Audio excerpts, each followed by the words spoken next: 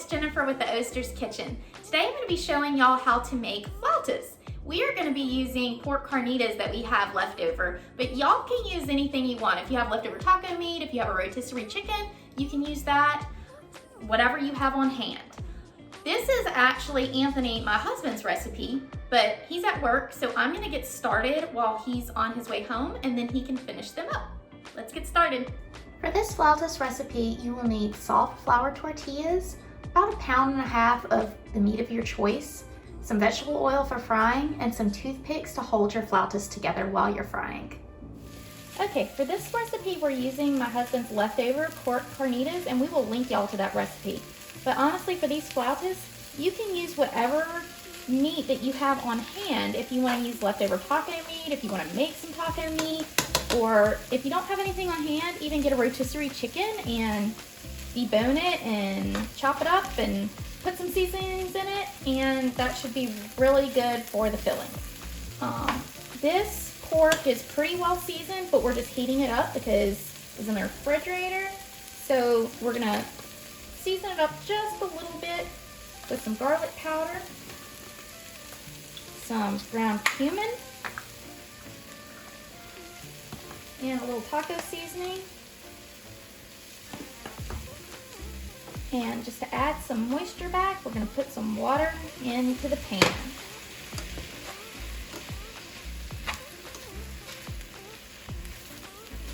Mix it up really good.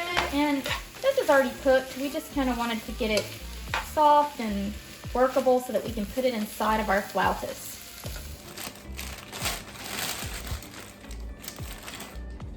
We are about to roll our flautas. Lay your tortilla flat.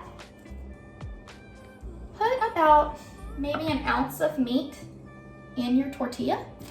You don't want to stuff it too much because you need room. Push it kind of to the edge. You're going to roll it very tight. So you're going to tuck it, roll, roll, roll. You have an edge just like that. Then you're going to stick toothpicks straight through the flauta, just like that. And these will be removed after we're done frying, but you need the toothpicks to hold them together. We've tried it before without toothpicks, and it is not a pretty sight. They puff up, they leak. You definitely need the toothpicks. So we are going to do this process until we're done with our meat.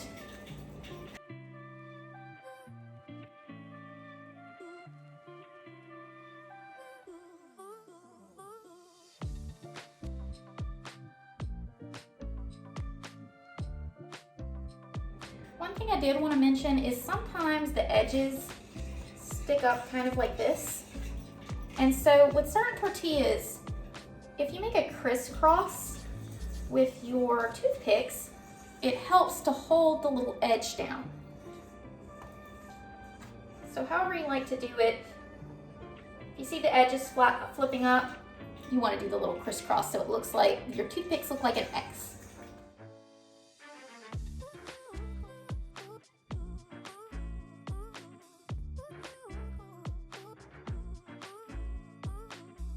Okay, now we're going to get our oil ready. We use vegetable oil, but you can use any oil that you prefer, except probably olive oil. That probably wouldn't taste very good.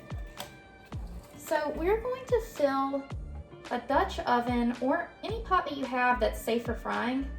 We're going to fill it pretty good. We're going to fill it probably about 1/3 of the way full, because you don't want your flautas sticking to the bottom. That's how they burn. So what we do is we put it on medium-high heat, and you're gonna wanna use some sort of temperature gun. We use this. It's not super accurate, but it gets the job done. You're gonna want your oil at about 350. If you have some other sort of thermometer for your oil, that's fine too. You can also do the flour test, which I don't really recommend, but if you don't have anything else at home, put a pinch of flour in it. If it bubbles up, then your oil should be good to go. Hey guys, Anthony's back, so he's gonna take over now. Hey guys, while the oil's heating up, I went ahead and grabbed my tongs. I have some nice big barbecue tongs here that I'm going to use. And also I want to say, make sure to grab a plate, line it with some paper towels because we're going to need that to put our flautas on when we get done. Jennifer doesn't like to do the frying, so I usually take over at this point.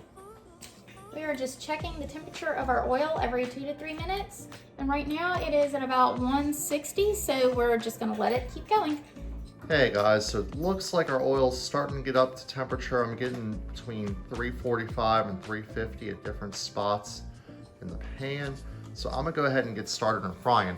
I always start with one because you never quite know how it's gonna go. So I'm just gonna place it right in the middle. I'm gonna let it go. That looks like it's doing okay, so I'm gonna go ahead and get 2 or 3 others in. Just slow submersion. Make sure you stand far enough back, because if you don't, it can pop you. And that's why I like to use the long tongs. I'm gonna go ahead and get one more in.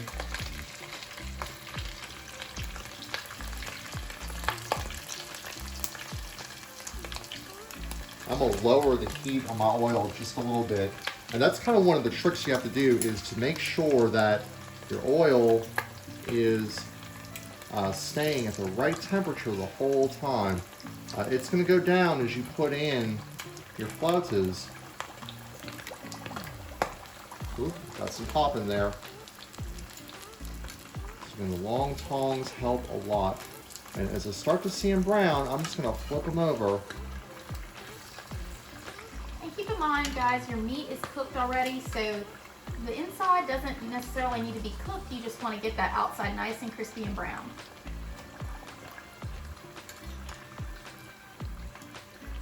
You're going to have some pop out of the sides here just like this. That's okay. That's actually my favorite part of the flauta. It's nice and crispy. Sometimes you've got some that want to flip over, and so I just try to gently keep them on the right side with my tongs.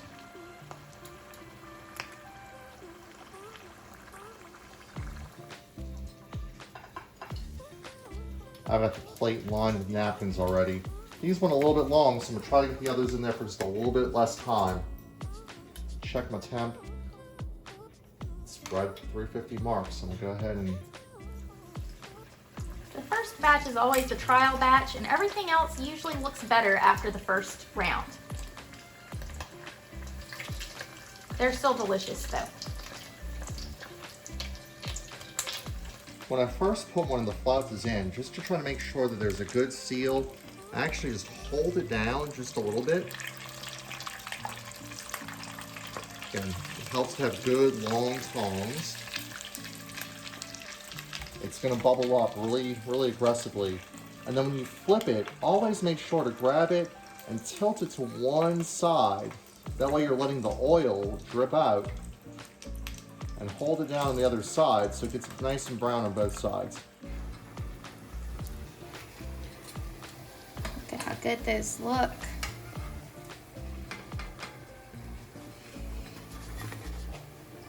And if you feel like one side isn't frying all the way, that's okay, because they're going to continue to cook just a little bit while they're out of the oil. But they're still very hot. Frying in progress. Some unfried flautas and some delicious fried flautas. Coming along. Okay, so Anthony's got some of the flautas fried already. So what we're gonna do is we're just gonna take the toothpicks out. That's all you do. Just take them out. Put them in whatever bowl you want to serve them in. Cool just a little bit before doing this step. You didn't see this, but I waited about 5 minutes before I started handling these flautas. Okay, and he's got more coming, but as you can see, they are shaped beautifully. And there you have our finished flautas. Golden and crispy brown and beautiful. Perfect. If you like my mommy and papi video, please like and subscribe.